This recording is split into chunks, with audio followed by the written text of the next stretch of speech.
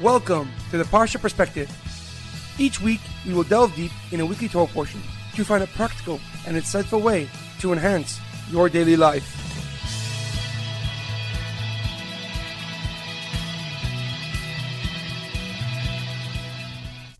Thank you for tuning in. My name is Rabbi Shalom Yemini, and each week we will look into the weekly Torah portion to find practical and insightful ways to enhance your daily life. This week's Parsha Perspective is in honor of our homeland, Eretz Yisroel. May Kadosh Baruch Hu, may God protect our brave soldiers, and may God save and return all the hostages from Gaza immediately. This week's Parsha Perspective is in honor of the Refuah Shlema of HaRav Amitai, Ben Shoshanna, and all those who need to experience a complete and speedy recovery. This week's Parsha Perspective is in loving memory of Edward Ben Efraim, Shlomo Ben Edward, and Yirachmiel Daniel Ben Gedalia. May the souls be uplifted and may the memories be a blessing.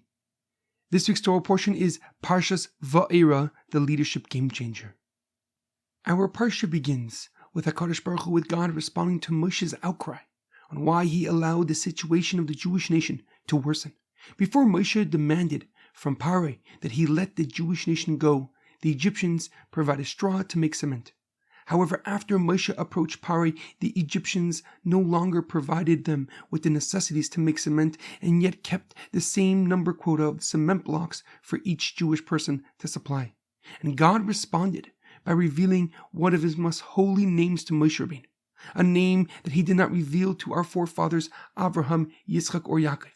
Hashem tells Moshe that he has heard the cries of the Jewish nation, will punish the Egyptians and redeem the Jewish people.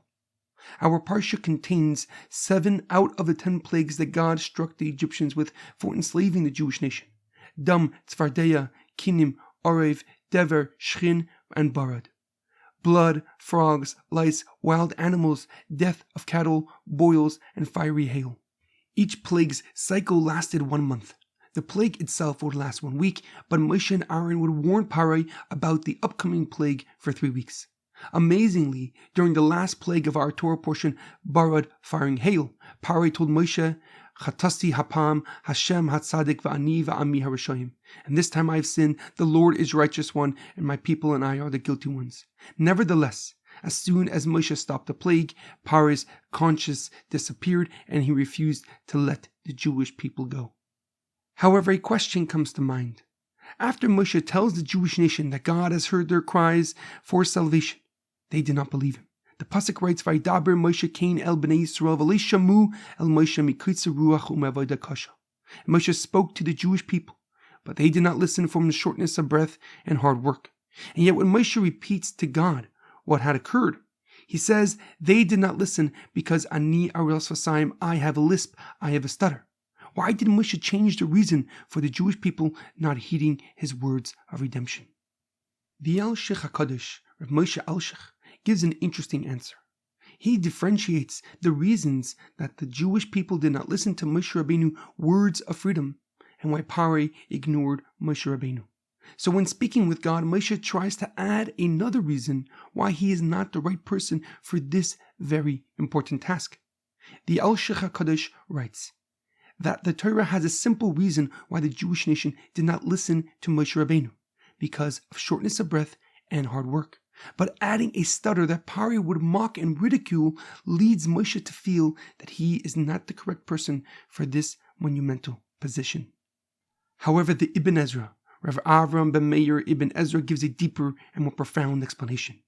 He writes that this conversation between God and Moshe Rabbeinu demonstrates in no uncertain terms why Moshe Rabbeinu is the correct person for this task, why he is the ultimate leader and the only person who can lead the Jewish nation from slavery to freedom, from Egypt to the Promised Land.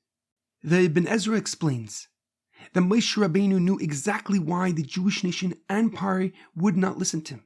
The lack of spirit for the Jewish people and a speech impediment for Paro, but when speaking to God, Moshe takes the responsibility. Moshe Rabbeinu takes the blame upon himself for what is happening to his people.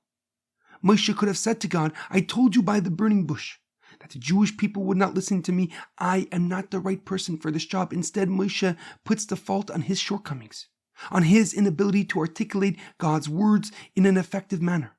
He would not blame his people who have been subjugated, who have been enslaved for the past 200 years, for their lack of spirit, for their lack of ability to see redemption. The Ibn Ezra explains that the fact that Moshe would not criticize the Jewish nation for not listening to his words of redemption demonstrates his leadership ability. It reveals why God chose Moshe to lead his people despite the stated deficiencies and imperfections. Moshe personified the most fundamental aspect of redeeming the Jewish people: genuine care and love for every person. He first demonstrated his devotion to the Jewish nation when he first left Paro's palace and chose to kill the evil Egyptian and join his people in slavery. And when presented with the opportunity, he chooses his people once again. This lesson is ever more relevant as we prepare for Yud Shvat, the day the Rebbe of Menachem Mendel Schneerson took the leadership role over the Chabad Lubavitch movement in 1991, this upcoming Shabbos. From the onset, the Rebbe stated that leadership means empowering every person to lead in their own way. Some people lead synagogues, shuls, and massive communities, while others lead by infusing God into everything they do. And together, we will complete the monumentous task of sharing God's oneness and kingship with the world. In our daily life and during these trying times, we are challenged to lead in our own way. As the war in Israel progresses, so does the hate against Jews across the globe.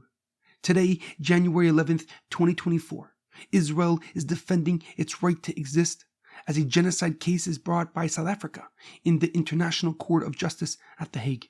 Not that it matters, but from the early 2000s, American and British intelligence has warned about terrorist training camps in South Africa. In 2022, the U.S. Treasury Department sanctioned many South Africans connected to funding ISIS and other terrorist networks throughout the world. And although the irony looms large, we must not and cannot shy away from the task set before us. We must power each other to recognize the uniqueness of every soul and their duty in God's vast universe. Whether they are close friends, families, or even just strangers, we must inspire each other to find our piece of the puzzle and bring about the ultimate redemption. I will conclude with a part of Lessons in Leadership by Rabbi Lord Jonathan Sacks. Leadership is, I have argued, says Rabbi Sacks, the acceptance of responsibility. And therefore, if we all are responsible for each other, we are all called to be leaders, each in our own sphere of influence, be it within our friend group, our family, or in our communities. Have a great weekend and good Shabbos.